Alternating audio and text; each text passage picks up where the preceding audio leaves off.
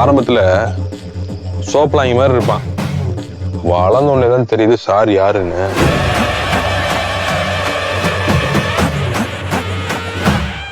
இத்தினூண்டு கொம்ப வச்சுக்கிட்டு யாரை கண்டாலும் சீர ஆரம்பிச்சிட்டான்.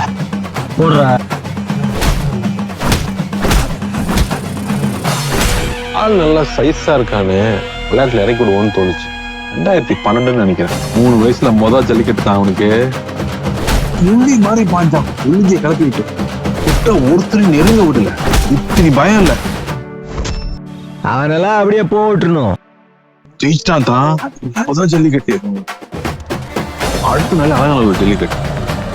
அதுக்கப்புறம் சிராபாய் தை மாசம் ஆரம்பிச்சு மாசி பங்குனி வரைக்கும் ஒரு ஜல்லிக்கட்டு உள்ளதான். ஒவ்வொன்றையும் சொல்லி சொல்லி அடிச்சான். ரிவர் சில்வர் அண்டா, பிளாஸ்டிக் சேரு, ஸ்டீல் கட்டில், வெள்ளி காசு, நோக்கியா போனு வாங்கினதெல்லாம் வைக்கவே இடம் இல்லாம போச்சு.